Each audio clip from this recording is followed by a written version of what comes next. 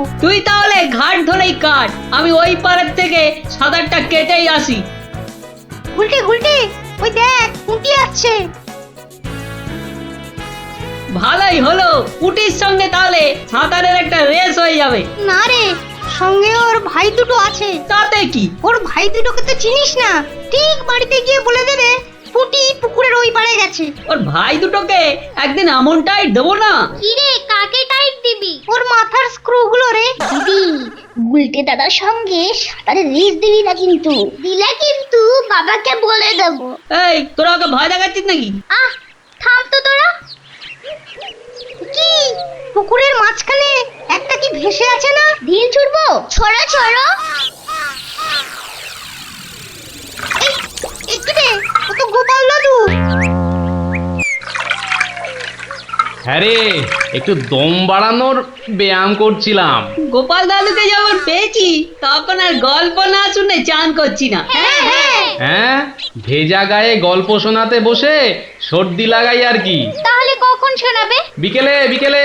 বিকেলে গল্প, বিকেলে গল্প। দারুণ মজা হবে।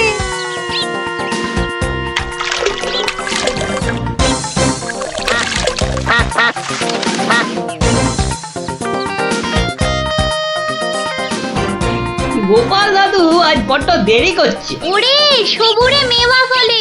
ঠিক বলেছিস। আচ্ছা পুটি, তুই বইয়ের ওই প্রবাদ বাক্যের জায়গাটা খুব ভালো করে পড়েছিস না রে? আবার শুরু করলি তো, সব সময় পড়া পড়া। ওই তো গোপাল দাদু। দাদু, আমরা তোমার জন্য কখন থেকে বসে আছি। বসে বসে কুমোদ ধরে গেল। চল চল চল, আর দেরি না করে শুরু করি তাহলে গল্প।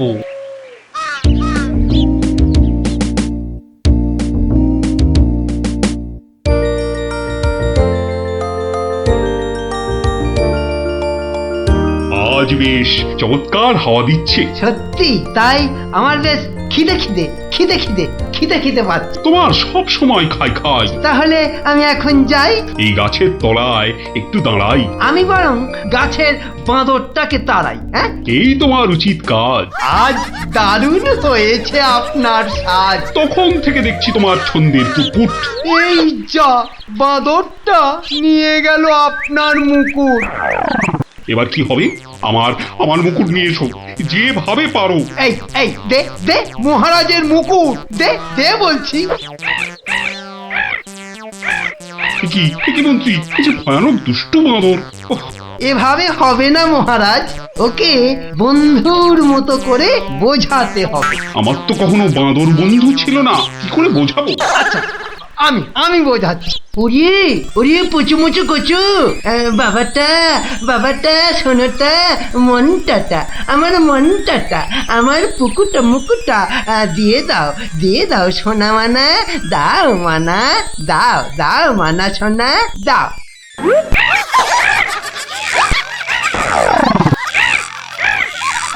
এই যে তোমাকে ভেঙাচ্ছে মন্ত্রী। তাই তো মনে হচ্ছে। তবে রে,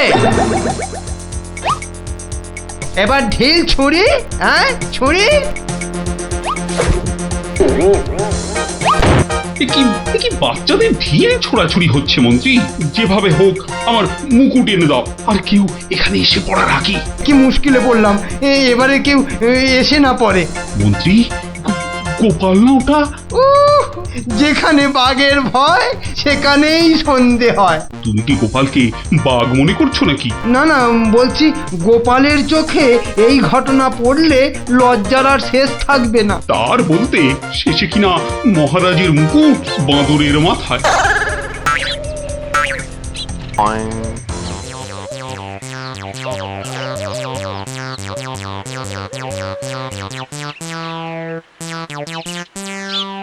একই মহারাজ, লুকোচ্ছেন কেন? আহা, মন্ত্রী মশাই, আপনি আবার গাছে উঠছেন কেন? কি হয়েছে? ওহো, এই কাণ্ড। এতে লজ্জার কি আছে মহারাজ? যতই হোক বাঁদরটাই হচ্ছে মানুষের পূর্বপুরুষ। এত বকবক না করে বাঁদরটার মাথা থেকে মুকুটটা নিয়ে এসো দেখি। সে তো আনবই মহারাজ। তবে আপনার মতো গাছে উঠে নয়। ওই আমার মাথার পাগড়ি টান দিচ্ছ কেন? আরে মুখটা বন্ধ রেখে দেখে যান না মশাই। গোপাল, এটা কিন্তু বাড়াবাড়ি হয়ে যাচ্ছে বলে দিচ্ছি। বাড়াবাড়ি নয়, বাড়াবাড়ি নয়, বরং হচ্ছে বাদরের সঙ্গে মুকুটের ছাড়াছাড়ি। মহারাজ, আপনার মুকুট। আসি মহারাজ, এবার মাথায় মুকুট পরে বাইরে বেরোলে দয়া করে হাত দিয়ে ধরে রাখবেন। মন্ত্রী মশাই, আপনি বরং একটা দড়ি দিয়ে পাগড়িটা বেঁধে রাখবেন, কেমন? আসি।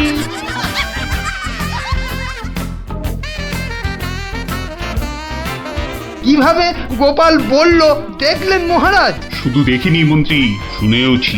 এর একটা বিহিত করতেই হবে, করতেই হবে। তুমিও ভাবো আর আমিও ভাবি।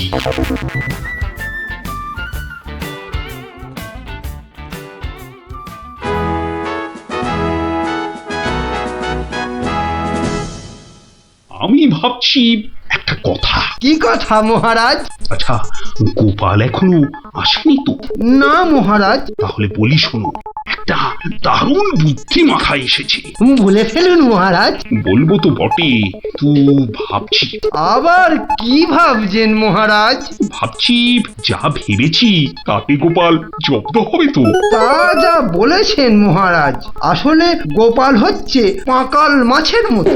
এই ধরবেন ও দেখবেন সুরুত করে পিছলে বেরিয়ে গেছে। তাই ভাবছি, মানে শেষ রক্ষা হবে তো?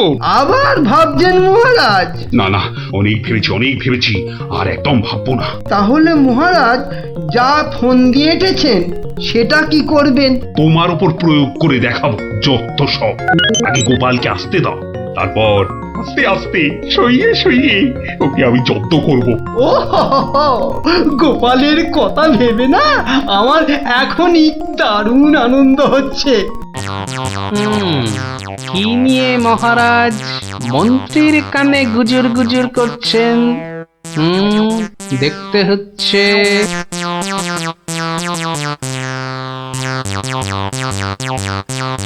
মহারাজ, গোপাল আসছে। আরে আসুন গোপাল বাবু। জানতাম কোন ফোন দিয়েছে। দেখা যাক। একি মহারাজ, আমার মতো অধমকে কি বাবু বলাটা ঠিক হলো মহারাজ? বুদ্ধিতে তুমি শ্রেষ্ঠ, তাই তোমাকে বাবু না বললে অপমান করা হয় নাকি? গোপালের মান তার আবার অপমান, ঢং। মহারাজ, এই ছোট্ট একটা বলের মতো মানুষের যখন মানই নেই, তখন আবার অপমানের কথা আসছে কেন? ইস, তোমার যখন পছন্দ নয় তখন তোমাকে গোপাল বাবু বলবো না, কিন্তু তাহলে কি বলবো? কেন মহারাজ? ও তো আমাদের শুধু গোপাল নয়, একেবারে নাড়ু গোপাল। বাবা মন্ত্রী, এই এতক্ষণে একটা ঠিকঠাক কথা বলেছ। নাড়ু গোপাল? তা বাবা নাড়ু গোপাল, কাল রাতে একটা স্বপ্ন দেখেছি, আর সেই থেকে আমার ভাবনার আর শেষ নেই। কেটে গেছে তো কালকের রাত, স্বপ্ন তাহলে আপনার নষ্ট ভাত। স্বপ্নটা যে মনের কোণায় বারবার উঁকি মারছি। তাহলে মনের কোণের দরজাটা বন্ধ করে দিন। বলছো বটে, কিন্তু তোমায় যে না বলে স্বস্তি পাচ্ছি না। তবে ঝেড়ে কাশুন মহারাজ। মহারাজের সর্দি হয়েছে নাকি যে ঝেড়ে কাশতে বলছো? মানে ওই স্বপ্নটাকে আর উঁকি মারতে না দিয়ে পুরোপুরি বাইরে আসতে বলুন। ও হরি, এই ছিল মনে? ও, তুমি তাহলে আমার স্বপ্নটা কি তা জানতে চাইছো? ভেবে দেখো গোপাল, স্বপ্ন শুনে যদি সবাই হাসে তাহলে কিন্তু লজ্জা পেতে পারবে না। আমার নাম গোপাল, লজ্জা করার আছে কি আমার কপাল? শুরু করুন মহারাজ, শুরু করুন। স্বপ্নটা হলো একটুখানি মহারাজ। কি হলো? কিছু না মহারাজ, আসলে এটা তো স্বপ্ন, তাই চোখ খুলে শুনলে ঠিক বুঝতে পারবো না। তাহলে কি করে শুনবে? তাই আমি চোখ বুজে আরাম করে শুয়ে মহারাজ। তাহলে শুয়ে পড়ো। যতই হোক আপনি স্বপ্ন দেখেছেন পালঙ্কে শুয়ে, তাই বলছি ওই নিদেন পক্ষে অন্তত একটা খাট যদি পেতাম। যত সব। এই কে আছো, একটা খাট নিয়ে এসো।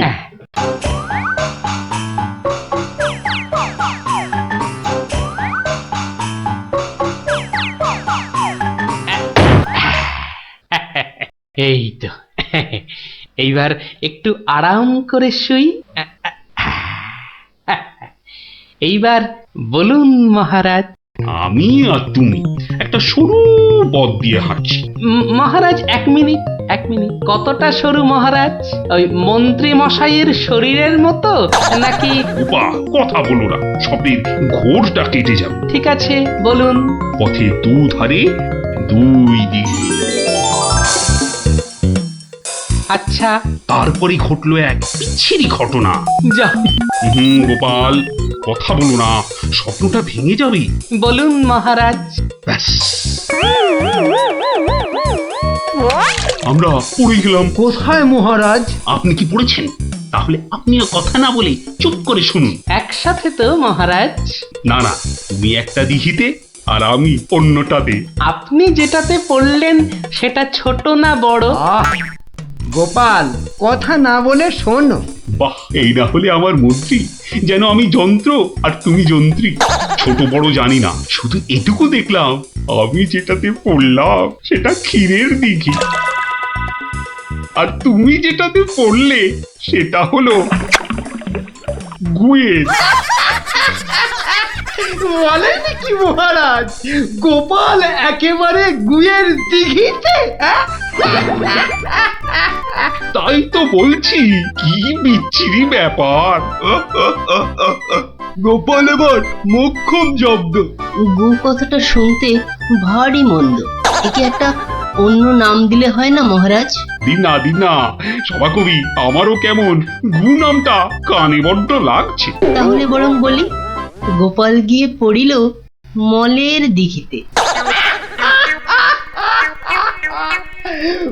মনে দিঘিতে? আচ্ছা মহারাজ, মহারাজ, মল কি নরম ছিল না শক্ত? নরম না শক্ত? গোপালই ভালো বলতে পারবে যে মলটা কিরকম ছিল। ব্যাস, এরপরেই আমার ঘুম গেল ভেঙে। কই গোপাল, এবার চোখ খোলো, মহারাজের স্বপ্ন যে ভেঙে গেল। কি গোপাল, একেবারে চুপ মেরে গেলে যে। লজ্জায় গোপালের মুখ চোখ সব বন্ধ। আমার স্বপ্ন যে এখনো শেষ হয়নি মহারাজ। তাই নাকি? হয়েছে হয়েছে গোপাল, হয়েছে। গোপাল, তুমি এইবার মহারাজের কাছে দারুণ জব্দ হয়েছো। ওঠো ওঠো, লজ্জার মাথা খেয়ে এবার বাড়ি যাও। এইবার আমার স্বপ্নটা ভাঙলো। মানে? মানে মহারাজ, কাল ভোরে আমিও একটা একই রকম স্বপ্ন দেখেছি, বলো। কিন্তু আমার স্বপ্নটা একটু বড়। তাই স্বপ্নটা শেষ হবার জন্য একটু অপেক্ষা করছিলাম মহারাজ। আর জানেন তো মহারাজ, ভোরের স্বপ্ন সব সময় সত্যি হয়। তাই? তাহলে বলো, তুমি আর কি দেখেছো? মহারাজ, আমরা তো দুই দিঘিতে পড়লাম, আর তারপর তারপর তারপর তারপর কি? তারপর কি? দুজন দিঘি থেকে উঠে পড়লাম। তখন মহারাজের গা ভর্তি ক্ষীর আর আমার গা ভর্তি থুরি থুরি ময়লা। কিন্তু ওই পরিষ্কার করব সেরকম জল কোথাও নেই মহারাজ। তখন কি করলে? তখন আর কোনো উপায় না দেখে আমরা দুজনে দুজনার গা চাটতে থাকলাম মহারাজ। মানে? মানে খুব পরিষ্কার। আমি মহারাজের গায়ের ক্ষীর চাটতে থাকলাম, আর মহারাজ আমার গায়ের ময়লা চাটতে থাকলেন। কি দৃশ্য! ব্যাস, আমার ঘুম ভেঙে গেল মহারাজ। কি বলছো কি গোপাল? যা দেখেছি মহারাজ, স্বপ্নে তাই বলছি। এ কি, সবাই সবাই আমার দিকে কি দেখছো? হ্যাঁ, কি দেখছো তোমরা? যাও যাও, আজকের মতো সভা পণ্ড। কেমন জব্দ এবার গোপালের সঙ্গে পাঙ্গা, হ্যাঁ? বোঝো কেমন করলাম চাঙ্গা।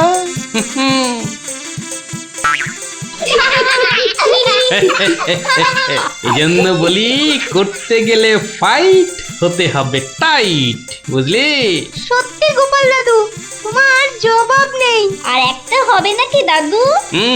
দিনে একটাই গল্প যথেষ্ট, আর নয়। তাই তো বলি গোপাল দাদু, আর তার গল্প শুনতে হবে অল্প স্বল্প। এই তো আমার গল্প শুনে শুনে দেখছি তোদেরও বুদ্ধিও খোলতাই হচ্ছে, হ্যাঁ?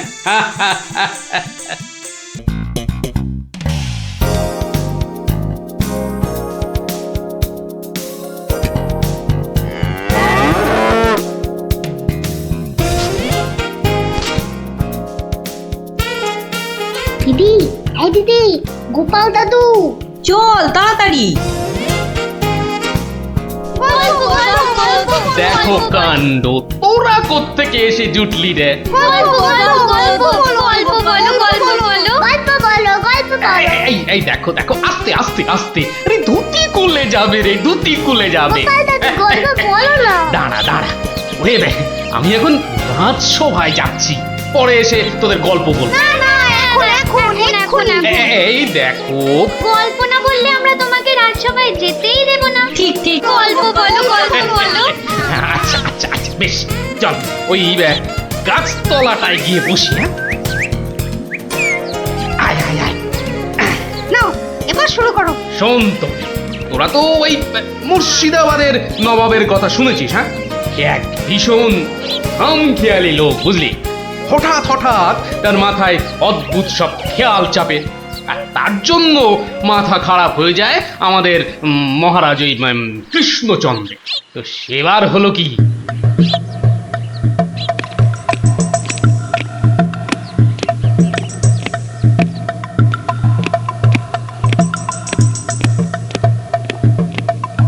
অনেক দিন হয়ে গেল এক জায়গায় একটানা বসে আছি। এবার কিছুদিনের জন্য একটু হাওয়া পরিবর্তন করতে হবে। হুজির, জি আগে হুজুর, আমাকে কিছু বলবেন? মুর্শিদাবাদে অনেক দিন হলো পড়ে আছি, এবার আমি বেড়াতে বেরোবো, তার সাথে একটু শিকার করলে মন্দ হয় না। তুমি আমার যাওয়ার আয়োজন করো। আপনি কোথায় যাবার জন্য ইচ্ছা প্রকাশ করেন জাহাপানা? কাছাকাছি এমন কোথাও যেখানকার পরিবেশ চৌস্ত হবে আর শিকারেরও বন্দোবস্ত করা যেতে পারে, এমন কোন জায়গা হদিশ আছে তোমার কাছে? এমন একটা জায়গা আছে বটে, আর সেটা আপনার পরিচিত জায়গা। আমার পরিচিত জায়গা? কোন সে জায়গা? কেন হুজুর, আপনি মহারাজ কৃষ্ণচন্দ্রের কথা ভুলে গেলেন? কৃষ্ণচন্দ্র? হ্যাঁ হ্যাঁ, তিনি তো আপনাকে বারবারই সেখানে যেতে বলেছেন। ওখানকার পরিবেশও অত্যন্ত ভালো, আর কাছে পিঠে বন জঙ্গলও আছে। আপনার মনোবাসনা সেখানে সহজেই পূরণ হবে হুজুর। ঠিক বলেছো হুজি, ঠিক বলেছো। তুমি এখনই কৃষ্ণচন্দ্রকে সংবাদ পাঠিয়ে দাও যে আমি ওর রাজ্যে কিছুদিনের মধ্যেই ছাউনি ফেলবো। তিনি যেন আমাকে অভ্যর্থনা করার জন্য প্রস্তুত থাকেন। যাও।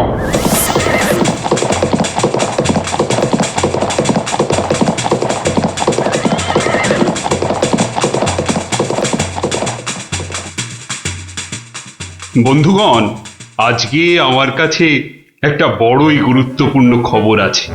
আর কয়েকদিনের মধ্যেই মুর্শিদাবাদের নবাব বায়ু পরিবর্তন করতে আমাদের রাজ্যে আসছেন। নবাব? মুর্শিদাবাদের নবাব? প্রচন্ড খেয়ালি মানুষ, কখন যে হঠাৎ করে কি চেয়ে বসবেন কিছুরই ঠিক নেই। আমাদের খুব সাবধানে ওনার যত্ন করতে হবে কিন্তু।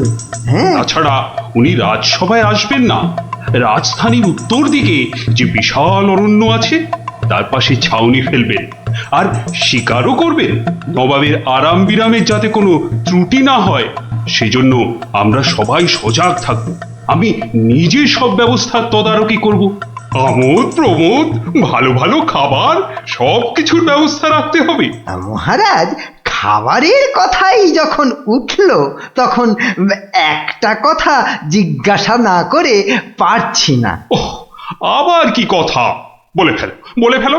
মহারাজ, নবাব সাধারণত গোমাংসই খুবই পছন্দ করেন, কিন্তু এটা তো হিন্দু রাজ্য, এখানে গোমাংস তো পাওয়াও যাবে না। কিন্তু নবাব যদি জেদ ধরেন। খুবই গুরুত্বপূর্ণ প্রশ্ন করেছো মন্ত্রী। সেক্ষেত্রে আমাদের নবাবকে উত্তম রূপে খাসি আর মোরগের মাংস খাইয়ে মন ভরাতে হবে, এছাড়া আর উপায় কি? হ্যাঁ, আর তাতেও উপায় না হলে হাতের কাছেই তো আছে আমাদের কৃষ্ণনগরের বিখ্যাত সরপুরিয়া রাজভোগ। এর স্বাদে আর গন্ধে নবাব গোমাংসের কথা ভুলেই যাবে। ঠিক বলেছ গোপাল, নবাবের এমন খাতিরদারি করতে হবে যাতে সাপও মরে আর লাঠিও না ভাঙে। তাহলে আপনারা এবার তৈরি হয়ে নিন, আজ থেকেই কাজে লেগে পড়ুন, আর একদম সময় নষ্ট নয়।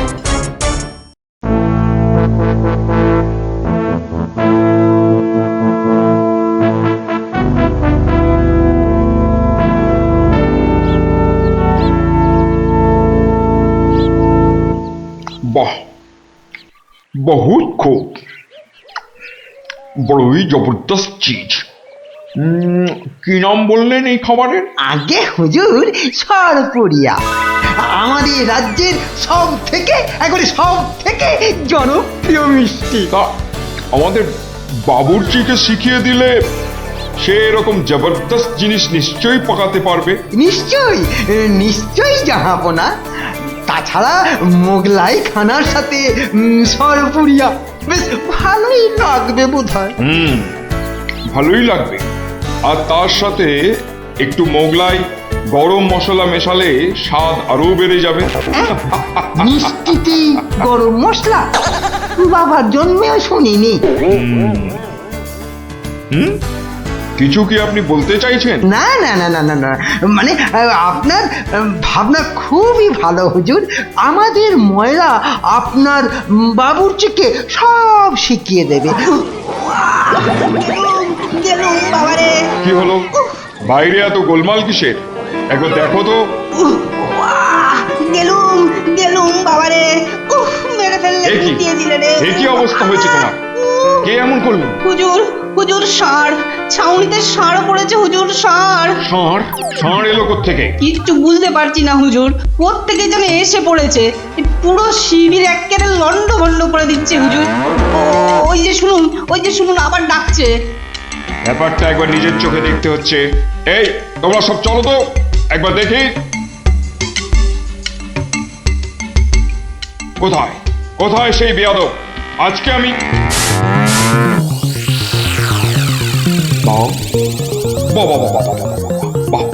বহুত খুব, কি চমৎকার ষাঁড়, কি নধর দেহ, যেন তেল চুইয়ে পড়ছে।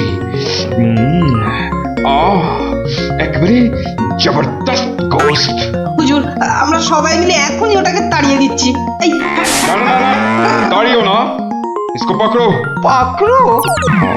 মানে কি সুন্দর শরীর, চমৎকার মাংস হবে। বেটাকে ভালো করে ধর, আর শুনে রাখ, কাল এই ষাঁড়টাকেই জবাই করে আমার খানা পাকানো হবে। এই মাটি করেছে, এই যে মহারাজ কৃষ্ণচন্দ্রের পিতৃশ্রাদ্ধের বিসর্গসার এবার নবাবের কবলে পড়েছে, ওর আর রক্ষে নেই। যাই তাড়াতাড়ি, রাজসভায় যেতে হবে। খবরটা শুনলে মহারাজ নির্ঘাত মূর্ছা যাবেন। জাহাপনা, এবার আমাকে বিদায় দিন, রাজসভায় যেতে হবে, অনেক কাজ পড়ে আছে। হ্যাঁ, এবার আপনি আসুন, আর আগামীকাল আমি এখানে একটা বিরাট ভোজসভার আয়োজন করছি। কাল তাই আপনাদের মহারাজকে এখানে আসতে বলবেন। রাজাকে কাল আমি আদা দিয়ে ষাঁড়ের কোরমা খাওয়াবো, বুঝলেন? ঠিক আছে, সেলাম হুজুর, আদাব। আদাব। হ্যাঁ। আদা দিয়ে কোরমা হবে কাল।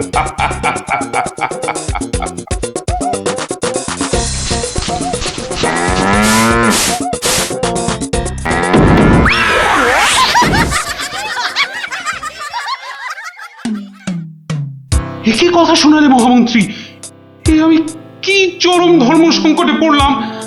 আমার পিতা শ্রাদ্ধে উৎসর্গ করে ষাঁড়টাকে ধর্মের নামে ছেড়ে দিয়েছিলাম।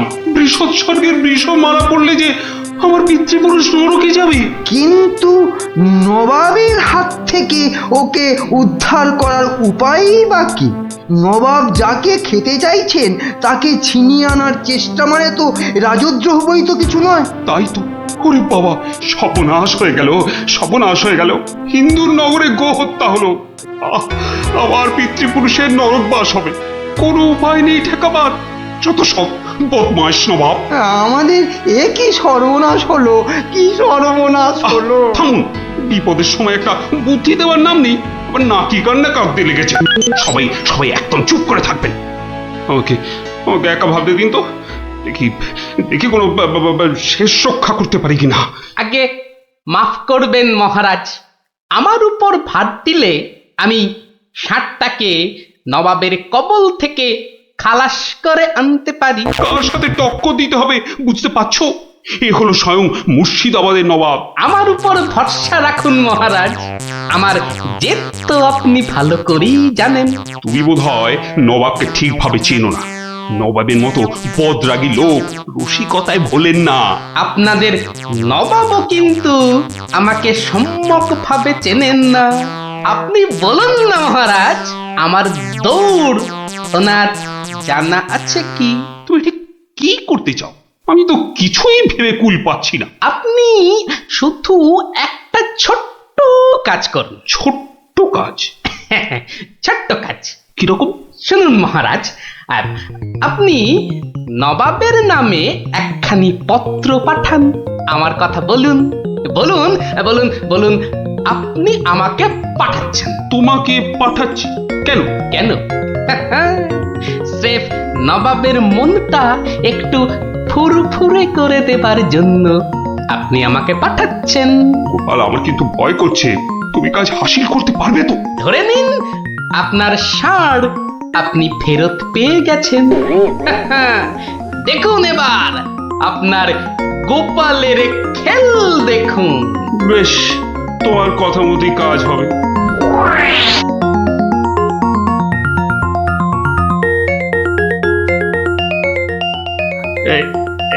এই আমি চিঠি লিখে দিচ্ছি। প্রণাম মহারাজ, এই চললাম আমি ষাঁড় উদ্ধার অভিযানে।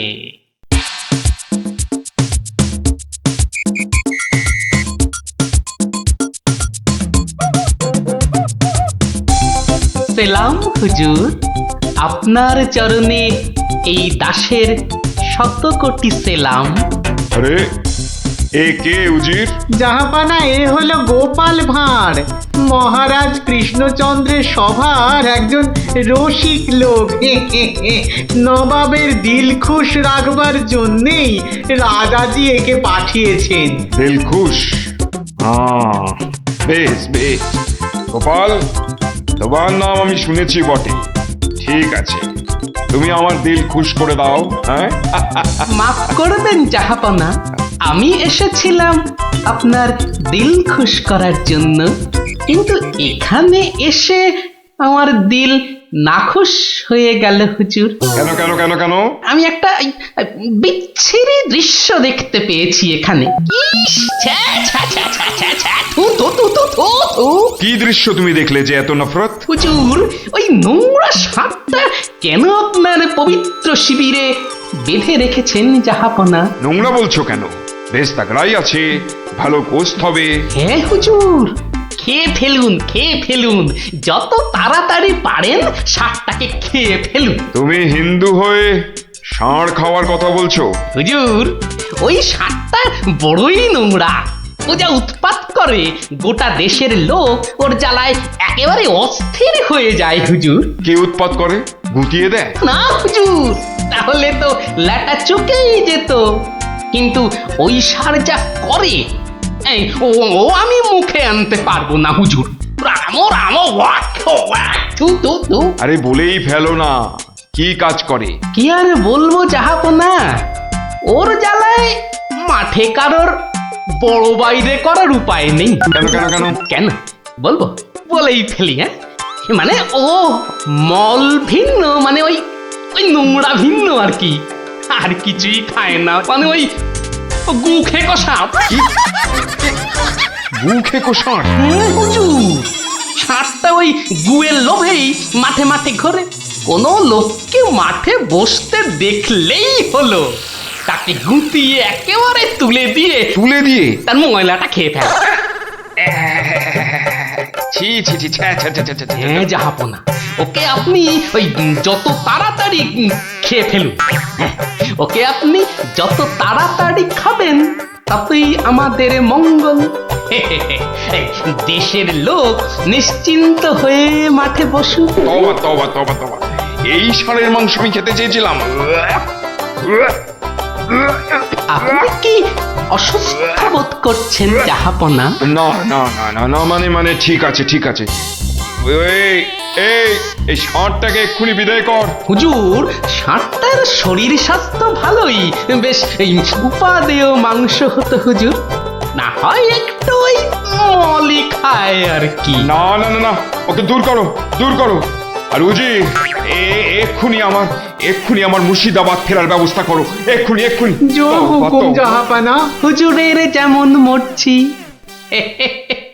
আমি আসছি হুজুর, আদাব। হাট হাট, ওর দড়ি খুলে দে, যা যা যা যা।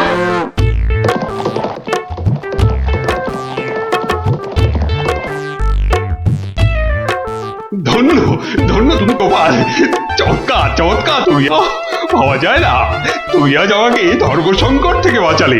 মন্ত্রী মন্ত্রী, গোপালকে 2000 টাকা পুরস্কার দাও এক্ষুনি। মহারাজের জয় হোক।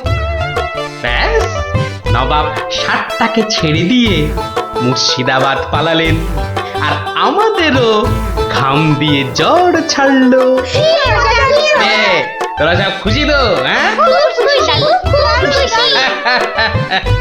এবার তাহলে আমি রাজসভায় যাই।